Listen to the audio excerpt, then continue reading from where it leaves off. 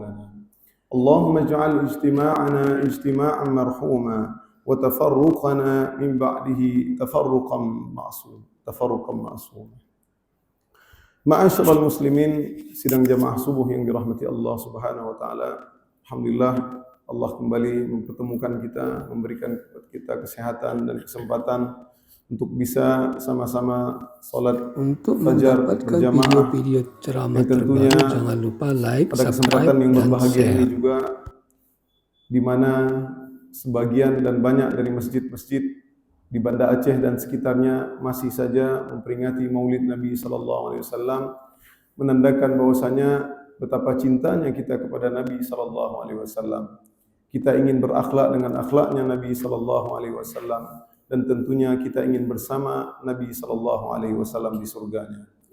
Pada pertemuan yang lalu kita telah menyampaikan ketika awal-awal disyariatkannya untuk berdakwah secara sembunyi-sembunyi, dan pada tahun keempat maka muncullah perintah dan turunlah ayat Al-Quran, wa anzir ashiratakal aqrabin, dan ayat yang lain dalam surat Al-Hijr, fasda' bima tu'maru wa'rid 'anil musyrikin, di mana itulah perintah di antaranya Nabi sallallahu alaihi wasallam setelah 3 tahun berdakwah dengan sembunyi-sembunyi, maka Nabi pun disuruh oleh Allah Subhanahu wa taala untuk berdakwah secara terang benderang. Berdakwah tidak lagi dengan sembunyi-sembunyi, karena sesungguhnya syariat Islam ini adalah untuk rahmatan lil alamin.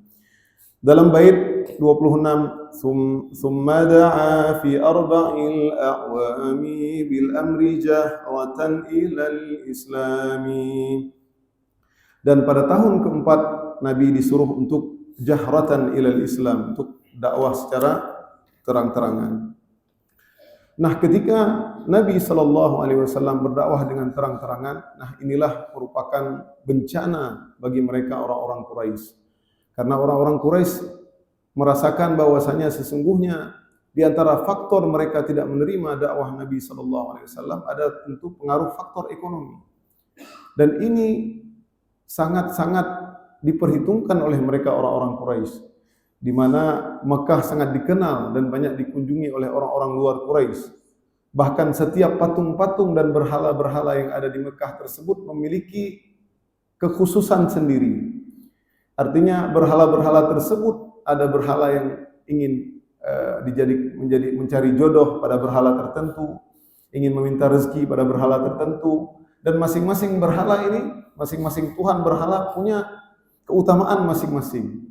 Nah, syariat Nabi Muhammad SAW menyuruh kepada untuk menghancurkan berhala dan menyembah kepada Allah yang satu. Ini membuat kerusakan ataupun seperti mencela agama nenek moyang mereka. Oleh karenanya mereka tidak ingin agar dakwah Nabi SAW tersebut tersebar.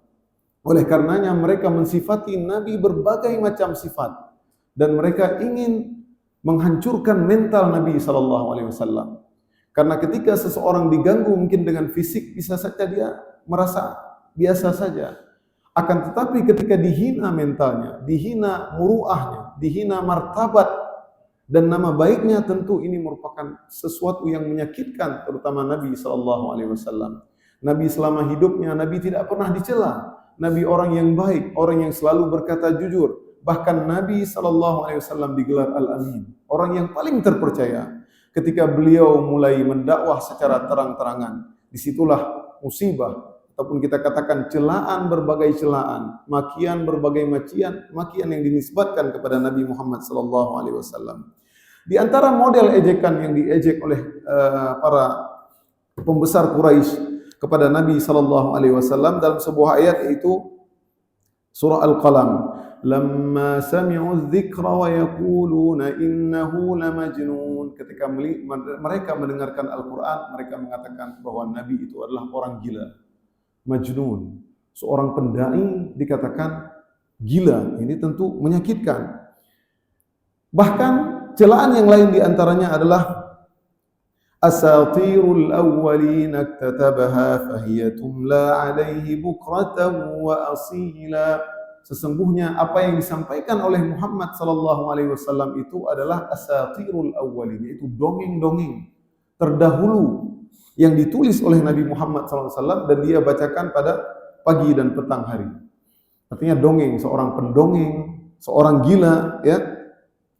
Bahkan ayat yang lain juga, wa qala al-kafiruna hadza sahirun kadzdzab, dan orang-orang kafir mengatakan bahwasanya Nabi sallallahu alaihi wasallam adalah sahirun kadzdzab. Sahirun, tukang sihir lagi penipu. Orang gila, pendongeng, tukang sihir, penipu, yang dulu Nabi SAW tidak pernah disifati dengan sifat tersebut. Udah 4 sifat ini. Kemudian juga mereka tidak puas dengan apapun olok-olokan mereka, karena Nabi dicerca, dihina. Tentu ini menyakitkan Nabi SAW.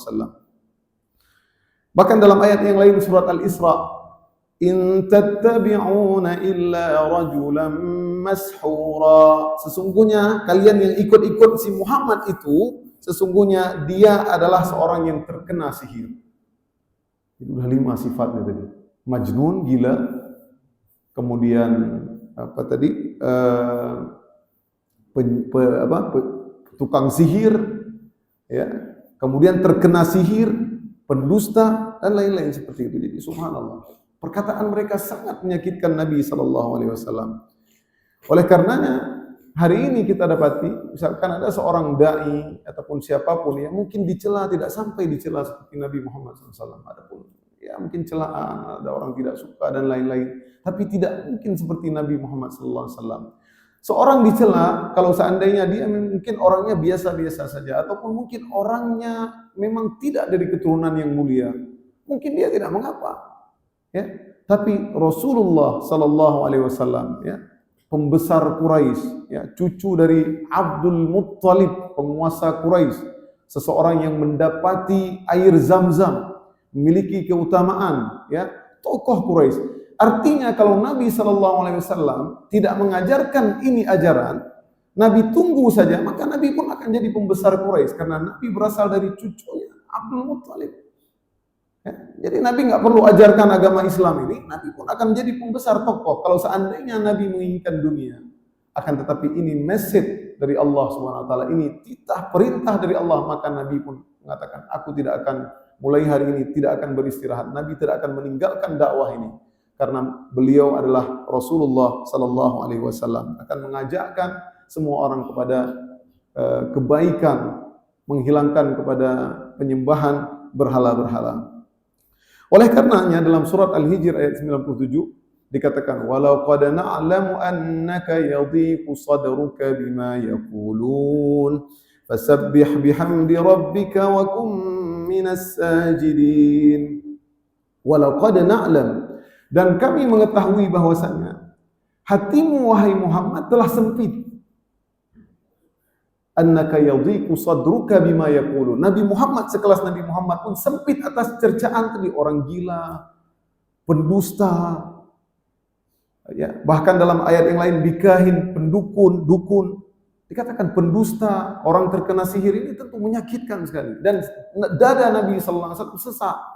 Ya, atas apa yang mereka katakan, karena Nabi tidak pernah disifati seperti itu. Nabi selalu baik, keturunan yang baik, ya, cucu yang baik.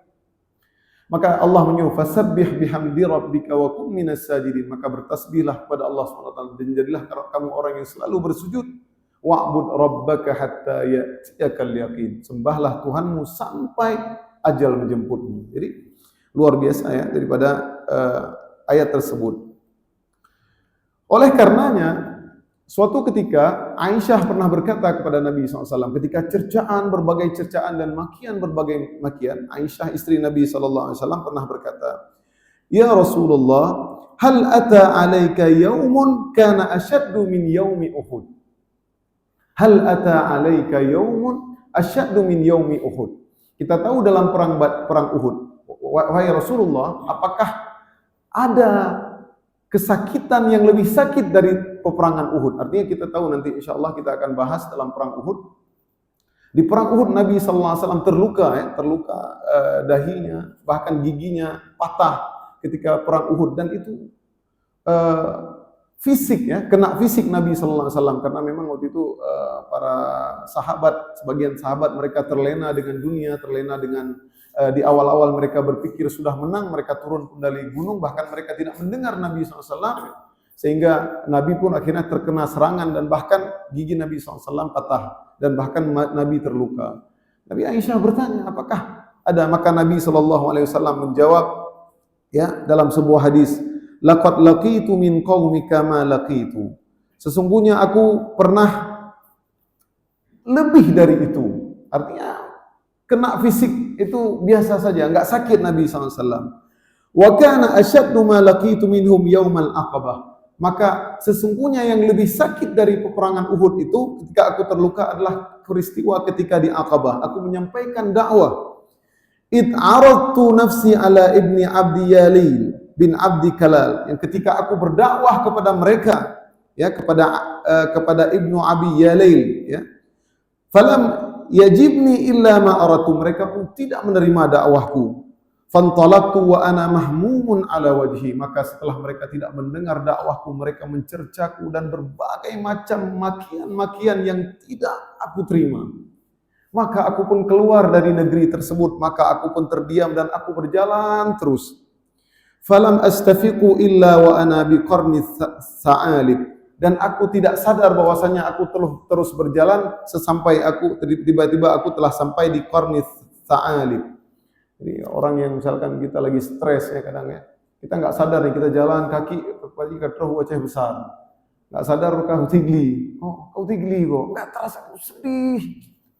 Nabi SAW cerca, sedih Nabi karena Nabi tidak pernah dihina seperti itu dengan panggilan dan yang sangat-sangat buruk. Ya, sampai-sampai Nabi berjalan nggak sadar diri telah sampai di qarni sa'alib. Ya. Farafa'tu ra'si, maka ketika aku sampai maka aku pun melihat ke atas. Farafa'tu ra'si, maka aku mengangkat kepalaku. Fa idza ana bisahabatin qad adhallatni. Tiba-tiba aku melihat awan menaungiku. Ya, Nabi sedih. Berjalan seperti orang hilang roh, ya. Maka tiba-tiba ada awan menaungiku. Fa nadhartu fa idza fiha Jibril. Maka aku pun melihat, maka aku tiba-tiba melihat Jibril alaihi salam. Fa idza ana bisahabatin, ya, fanadani, maka Jibril pun mengambil. Faqala innallaha qad sami'a qaula qaumika laka wa ma raddu alaik. Wahai Muhammad, sesungguhnya Allah telah mendengar celaan dan makian-makian dari kaummu. Faraddu, maka apa yang kamu inginkan? Faraddu alaik, putar pegat ke kaum yang telah menyakitimu wahai Muhammad. Sakit sekali. Jadi hinaan itu hadirin lebih sakit daripada dipukul fisik mungkin. Celah itu subhanallah. Jadi sakit sekali Nabi. Jadi enggak masalah patah gigi, terluka Nabi di perang Uhud, itu tidak sakit menurut Nabi. Tapi celaan sampai Nabi hilang roh itu dihina mungkin, ya, dikata-katain yang tidak sesuai, maka Nabi SAW sangat sedih. Ya. Maka kata malaikat, yang terpegat, wa qad ba'atha ilaika malakal jibal lita'murahu bima syi'ta fihim. Maka sesungguhnya Allah telah mengutus kepada engkau malaikat jibal, yaitu malaikat gunung. Maka yang roh perintahkan wahai Rasulullah, kamu akan lakukan. Fanadani malakal jibal fasallama alayya. Maka malaikat penjaga gunung tersebut pun memberi salam kepadaku. Fanada alayya. Subhanallah. Biar Nabi semangat nih. Ya, malaikat pun turun tangan nih, karena ini parah sekali artinya. Nabi sudah jalan, sudah enggak tentu arah lagi. Ya. Tsumma qala ya Muhammad, wahai Muhammad. Dzalika bima syi'ta, kata malaikat tersebut. In syi'ta an atbika alaihim al-akhshabain.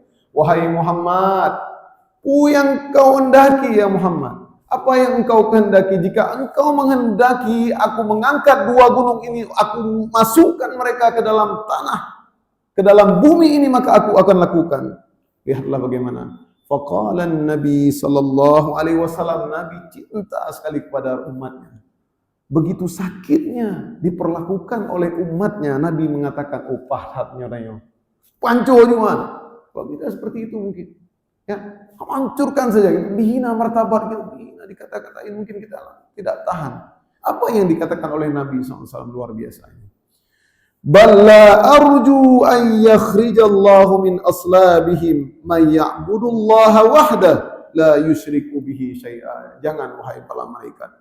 Aku berharap nanti suatu saat dari sulbi mereka, dari anak keturunan mereka nanti ada yang menyembah Allah wahdah, sendirian, menyembah Allah alone, ya, la yusyriku bihi syai'a, dan tidak mempersekutukan Allah Subhanahu wa taala. Seandainya doa Nabi menghancurkan mereka, hancur mereka.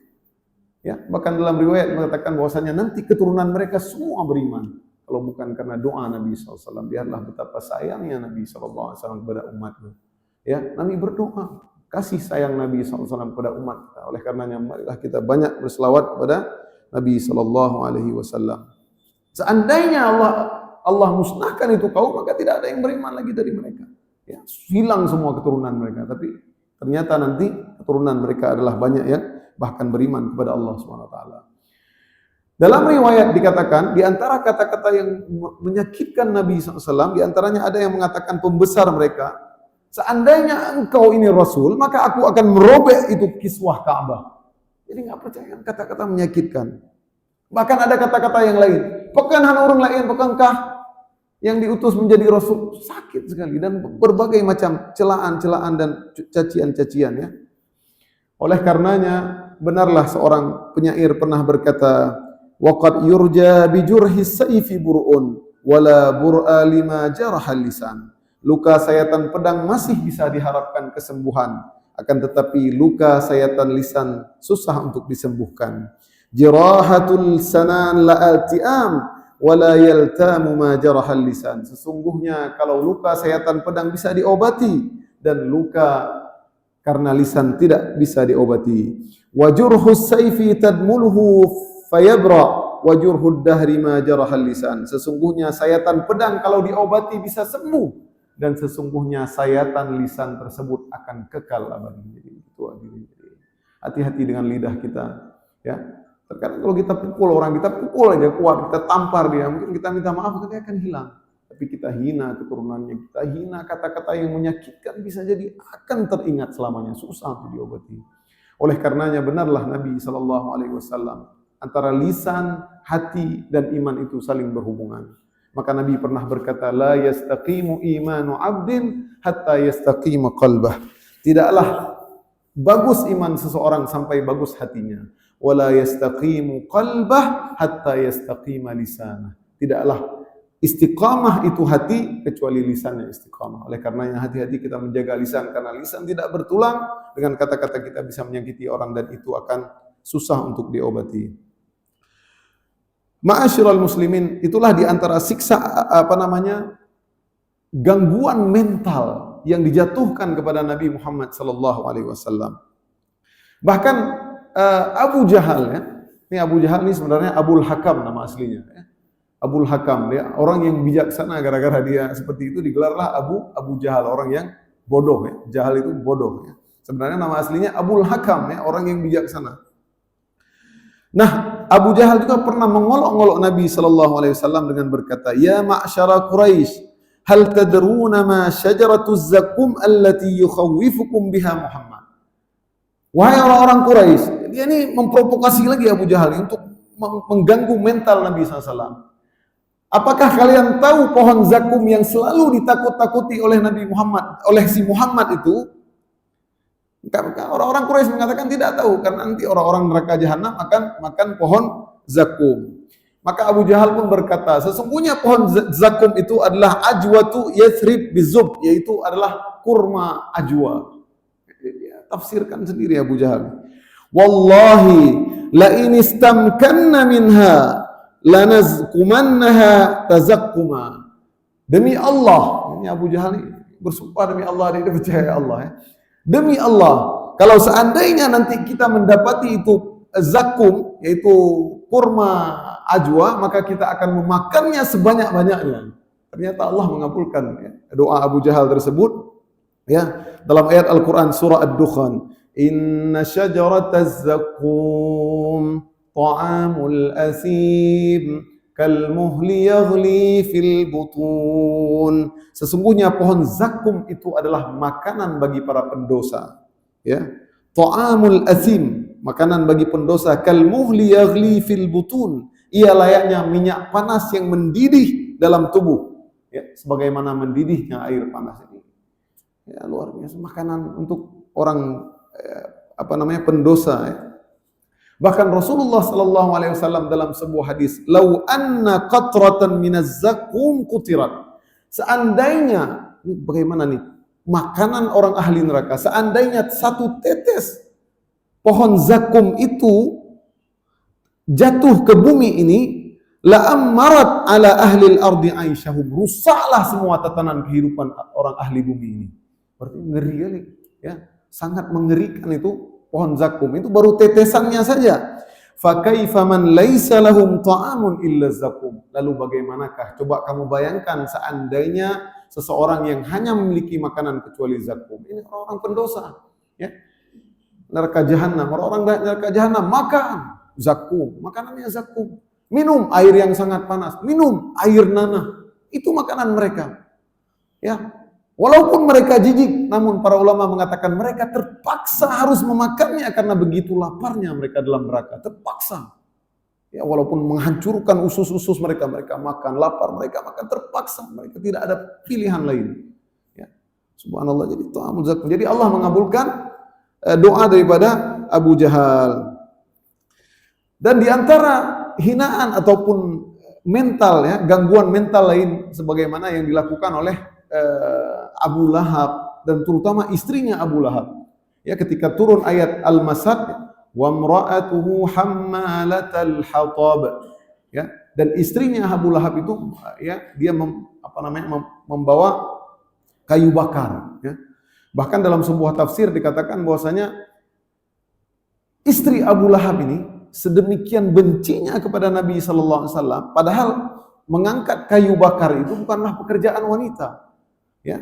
Dalam sebuah tafsir dikatakan dia rela itu untuk mengangkat kayu-kayu yang berduri, dia taruh di malam hari di tempat yang nanti si Muhammad akan melaluinya. Jadi sebegitu bencinya dia.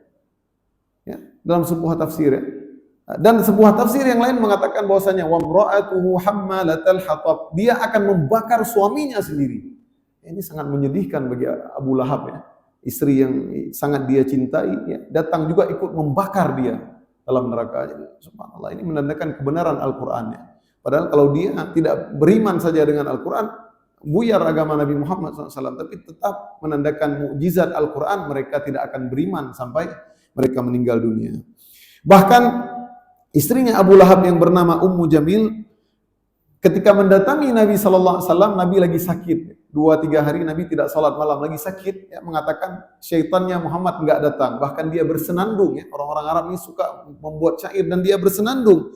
Muzammam abaina wa dinahu qalaina wa amruhu asaina. Dialah si Muzammam. Muhammad ini Muzammam, bukan Muhammad. Nama Muhammad adalah yang terpuji. Tapi dikebalikan sama dia. Muhammad kebalikannya adalah Muzammam, yaitu yang tercela. Diganti nama sama si Ummu Jamil, itu istrinya Abu Lahab. Inilah dia si Muzammam yang tercela, yang kami abaikan. Dialah yang agama yang kami tinggalkan. Dialah yang perintahnya kami tentang. Dibuat syair. Lewatin Nabi, hina Nabi SAW. Jadi subhanallah, inilah di antara, ya. Dan keluarga Abu Lahab ini semuanya keluarga brengsek dirinya. Semuanya rusak semua. Ya. Bahkan di antara intimidasi daripada orang-orang Quraisy, mereka memprovokasi. Kita lihat bagaimana Zainab, anak Nabi SAW, menikah dengan Abul As, ya. Akhirnya Abul As tidak jadi untuk menceraikan anaknya Nabi SAW, ya. Mereka nanti akan bersatu kembali, akan tapi terpisahkan karena Abul As belum muslim waktu itu. Akan tetapi suaminya Ruqayyah, ya, sebelum dinikahi oleh Utsman bin Affan, suaminya Ummu Kalsum, yaitu anaknya Nabi Ruqayyah dan Ummu Kalsum, dinikahi oleh sepupunya anaknya Abu Lahab yang bernama Utbah bin Abi Lahab dan Utaibah bin Abi Lahab. Jadi ketika mulai dakwah terang-terangan, mereka pun orang-orang musyrikin memprovokasi ini anak Abu Lahab, ceraikan tuh anaknya Muhammad agar dia sibuk memikirkan anaknya. Ini sakit, hadirin. Seorang bapak anaknya diceraikan. Tanya nani inang, itu cerai, lihat. Pasti kita gangguan mental, kita sibuk. Dua-dua anaknya Nabi Muhammad SAW diceraikan oleh anaknya Abu Lahab, Utbah bin Abi Lahab dan Utaibah. Jadi tentu ini udah gangguan mental, betul-betul dikacaukan Nabi, biar Nabi itu tersibukkan dengan melihat anaknya sakit. Ya, maka tercerailah Ruqayyah ya, dan Ummu Kalsum. Bahkan sedemikian brengseknya diantaranya adalah Utbah. Ya, setiap dia mau pergi ke Syam untuk berdagang, dia selalu menyempatkan diri untuk menghampiri, mencaci Nabi Sallallahu Alaihi Wasallam. Sabi mencaci Nabi ya. Bahkan suatu ketika Nabi udah nggak tega lagi, artinya Nabi sudah hilang kesabarannya. Nabi mendoakan kecelakaan atasnya. Nabi berkata, Allahumma sallit alaihi kalban min kilabika. Ya Allah, binasakanlah si Utbah ini dengan seekor anjing dari anjing-anjing milikmu. Ya, maka tak kala di tengah perjalanan pun dia takut dengan perkataan Nabi Muhammad SAW. Dan ketika itu muncullah ada seperti harimau ataupun binatang buas selalu mencengkram dan memakannya sih, dan mengambilnya dan mengambil, subhanallah. Jadi ya, anjing daripada anjing-anjingmu ya Allah, ya, memang diterkam. Jadi doa Nabi mustajab. Jadi luar biasa. Inilah diantara metode orang-orang kafir ini ingin mengganggu dakwah Nabi agar dia berhenti. Jadi anak-anak diceraikan, ya, kemudian diganggu, dihina, macam-macam. Jadi biar Nabi ini berhenti, karena ini nggak tahan nih, Nabi Muhammad ini telah menghina agama nenek moyang mereka, menghina, menjatuhkan mereka. Ini semakin banyak pengikutnya. Ya, nanti di pertemuan yang akan datang kita akan bahas ketika hijrah nanti, hijrah ke Habasyah itu mereka sudah 80-an orang. Ya, ketika dakwah sembunyi-sembunyi antara 50-60 orang. Artinya banyak, cuman mereka masih tersembunyi keislamannya, terutama mereka yang tidak punya kaum yang kuat, khawatir akan dibunuh, disiksa oleh orang-orang Quraisy. Dan diantaranya juga metode mereka untuk menantang Rasulullah SAW, seperti Abu Jahal yang sangat brengsek ini, menantang Nabi SAW, wahai Muhammad, nyomonyo agama adalah kebetul, turunkanlah kepada kami hujan batu untuk kami. Ya, dia tantang Allah nih, coba jatuhkan hujan batu biar kami semua hancur. Ini sebenarnya umat-umat terdahulu minta azab seperti itu. Ya, nabi-nabi dahulu pun sebenarnya ditantang oleh kaumnya seperti itu. Maka turunlah ayat Al-Quran. Ini di antara faedah kita belajar sirah. Turunlah ayat Al-Quran. Wa idh qalu Allahumma in kana hadha huwal haqqa min indika fa amtir alaina hijaratan minas samai aw i'tina bi'adzabin alim. Mereka berkata, orang-orang Quraisy, itu terutama Abu Jahal, kalau engkau benar, turunkanlah kami hujan batu dari langit ataupun azab yang pedih, biar kami beriman. Namun Allah tidak turunkan. Wa ma kana Allahu liyu'adzibahum wa anta fihim, dan Allah tidak akan mengazab mereka selama engkau masih berada di sisi mereka. Ya, Allah tidak mengazab karena ada Nabi Muhammad situ. Ya, bisa Allah mampu juga menghidupkan Nabi Muhammad situ, tapi Allah menunda azab mereka. Ya, jadi berbagai macam challenge yang mereka luar biasa, ya, mereka ganggu Nabi SAW. Dan diantaranya juga berbagai gangguan diantara sahabat Nabi SAW yang mulia, ya, antara sahabat-sahabat juga diganggu mentalnya. Siapa yang sudah masuk menjadi kroni-kroni Nabi Muhammad ataupun pengikut Muhammad pun diganggu dan diprovokasi oleh orang-orang Quraisy. Di antaranya adalah Sa'ad bin Abi Waqqas. Ini Sa'ad bin Abi Waqqas ketika dia tahu dia sudah masuk Islam, maka orang-orang Quraisy pun memprovokasi ibunya. Ya, memprovokasi ibunya. Sa'ad ini orang yang sangat-sangat bakti kepada ibunya. Ya. Bahkan ibunya bersumpah tidak makan dan tidak minum sampai si Sa'ad ini meninggalkan agamanya si Muhammad. Ini berat. Ini berat ini ibu, ya. Ya, Sa'ad bin Abi Waqqas radhiyallahu anhu berkata, kuntu rajulan barran bi ummi. Sesungguhnya aku adalah orang yang paling bakti ke maklunnya di zaman jahiliyah. Falamma aslamtu qalat ya Sa'ad. Ketika aku sudah beriman berkata, ya Sa'ad, ma hadzal ladzi araka ka ahdatsa la tad'anna dinaka hadza aw la akul wa la ashrub hatta amut. Ku agama yang kami yang kai ikut Muhammad nyo. Menyoka ka pubut nyo kai ikut Muhammad lon hana makan dan hana minum sampai meninggal. Kata ibunya, fata'ayyar bi fa yuqalu ya qatila ummi. Faqultu la taf'ali ya ummah. Maka untuk menyolong mati urung-urung akan mencela kak. Sesungguhnya si Sa'adnya kayak mati mak. Nah, ini berat nih hadirin.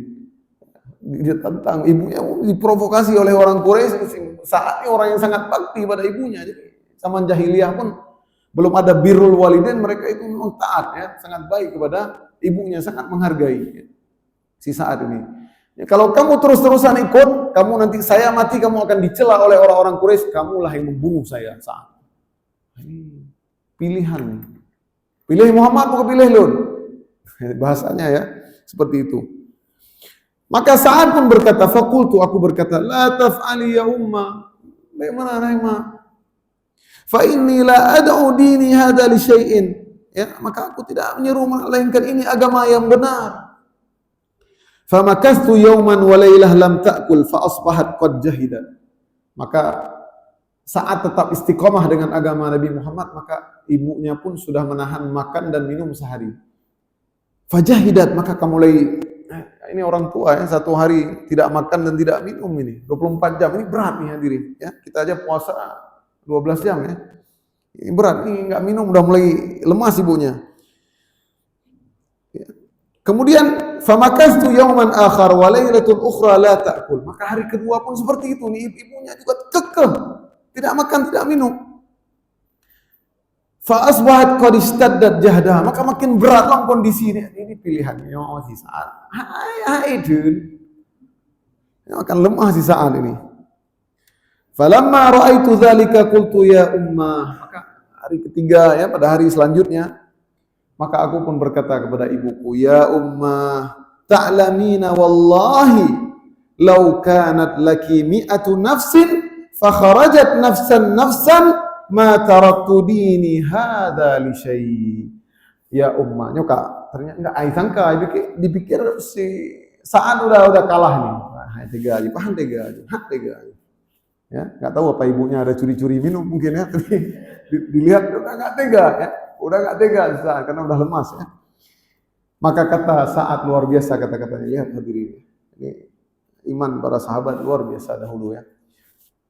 Wahai ummi, ta'lamina, kalaulah engkau mengetahui, seandainya engkau ibuku memiliki 100 nyawa dan setiap nyawa itu keluar daripada tubuhmu satu persatu, aku akan meninggalkan agama Nabi Muhammad sallallahu alaihi wasallam.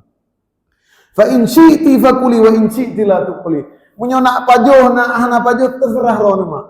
Ion tidak akan meninggalkan agama Nabi Muhammad. Maka setelah itu pun ibunya tidak tahan lagi, fa'akalat, maka kai gedele, maka ibunya pun akhirnya makan. Jadi ternyata ibunya makan. Subhanallah. Jadi luar biasa ya. Iman yang dididik oleh Nabi Muhammad sallallahu alaihi wasallam di rumah Bait Arqam bin Abil Arqam ya, selama 3 tahun ya, dakwah sembunyi-sembunyi, ternyata 3 tahun tengok dakwah dari lahir kan enggak ke Islam. Ya.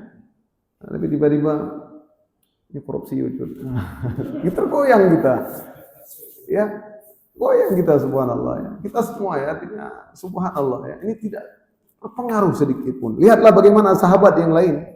Sehingga kisah Sa'ad ini diabadikan Allah Subhanahu wa taala dalam surat Al-Luqman ayat 15. Wa in jahadaka 'ala an tusyrika bi ma laysa laka bihi 'ilmun fala tuti'huma. Kalau dia orang tuamu bersikeras kamu untuk memaksamu mempersekutukan aku, maka jangan ikutinya. Inilah ayat. Wa sahibuhuma fid dunya ma'rufa. Akan tetapi tetap kita jadikan orang tua kita teman kita ma'rufa. Karena galak le terserah abangnya, diputuskan semua, rezeki enggak dikasih apa-apa, silakan. Dikutuk silahkan, kita berusaha berbuat baik, tapi kalau dia mempersekutukan tidak boleh ikut. Ya. Dan kisah yang lain diantaranya adalah kisah intimidasi ya, yang dilakukan oleh para sahabat Nabi sallallahu alaihi wasallam, yaitu kisah bukan Amr bin Yasir, yaitu Mus'ab bin Umair ya. Mus'ab bin Umair ini hadirin adalah orang yang paling kaya ya, anak satu-satunya ya, dikasih parfum oleh ibunya, sangat hanjit kenang uro macupi ya. Tidak boleh kena uro sedikit pun, bahkan parfumnya spesial dibeli dari Spanyol. Orang tahu nih Mus'ab ini sangat style, sangat baju satu hari itu berganti, artinya sangat indah dia. Ya, parfumnya terkenal. Kalau Mus'ab datang nih semua orang paling ganteng, anak muda yang paling terkenal masa itu ya. Tapi semenjak mengikuti dakwah Nabi Muhammad sallallahu alaihi wasallam, semuanya dipotong, ya, diboikot oleh ibunya, dia tidak dikasih uang jajan, tidak apapun, ya, dihilangkan. Tapi Mus'ab rela, ya, rela meninggalkan semua itu. Bahkan dalam suatu ketika, ya,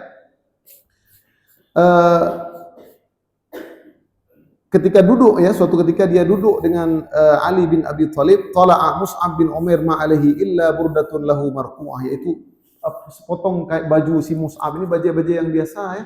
Kemudian telah ada tambalan-tambalan yang banyak, maka Nabi SAW pun menangis, ya, melihat. Jadi ini anak muda yang subhanallah, yang paling ganteng, yang paling kaya, bersih, ya, sangat dicintai, bahkan rambutnya selalu disemir, ya, bersih, ya, oleh ibunya, tapi dia rela meninggalkan semua itu. Lihat bagaimana. Dan juga Utsman bin Affan dimusuhi habis-habisan oleh pamannya. Ketika udah dakwah terang-terangan ini, semua orang memprovokasi, sahabat-sahabat diprovokasi semuanya. Ya, yang kaya-kaya mungkin seperti ini, intimidasi mental saja. Ya, ya, inilah yang diprovokasi, ya. Bahkan juga ke Nabi Muhammad SAW, di antaranya provokasi yang dilakukan oleh mereka orang-orang Quraisy mengatakan, wa qalu lan nu'mina laka hatta tafjura lana minal ardi yanbu'a, dalam surat Al-Isra. Mereka berkata kepadamu Muhammad, kami sesekali tidak percaya kepadamu hingga kamu memancarkan air dari bumi ini untuk kami. Bah, pancar air. Ini pancar ibla mata air baru kami beriman. Au takuna laka jannatun min nakhilin wa 'inabin fatufajjiral anhara khilalaha tafjira. Atau kamu memancarkan mata air, ya, nanti ada sebuah kebun kurma dan anggur yang mengalir dari sisi gunung-gunung ini. Jadi permintaan yang aneh, ya, yang diminta baru kami percaya. Dan yang lebih anehnya lagi, mereka mengatakan أو تسقط السماء كما زعمت علينا كسفا أو تأتي بالله والملائكة قبيلا. Atau kamu jatuhkan langit berkeping-keping atas kami. Ini udah nggak masuk akal lagi mereka minta. Sebagaimana kamu katakan, atau kamu datangkan Allah dan malaikat. Ini kan sudah ngeyel, permintaan yang nggak mungkin mereka minta. Ya, sama seperti umat Nabi Musa dulu, ya. Narallaha jahrah. Dia udah melihat mukjizat Nabi Musa begitu banyak, bahkan makanan langsung datang, jatuh dari langit, ya, manna wassalwa, mereka tinggal ambil saja. Akhirnya mereka minta, Tuhan, enggak percaya kepada kamu Musa sampai kami melihat Tuhan langsung di depan mata kami. Maka Allah matikan mereka semua. Terjadi pada umat-umat dahulu juga, ini permintaan yang ngeyel, yang aneh-aneh mereka. Kemudian mereka meminta, أو يكون لك بيت من زخرف أو ترقى في السماء. Ataupun kamu wahai Muhammad memiliki rumah yang zukhruf, ya, yang sebuah rumah yang dari emas. Jadi tiba-tiba rumah kamu ini terbuat dari emas. Aneh.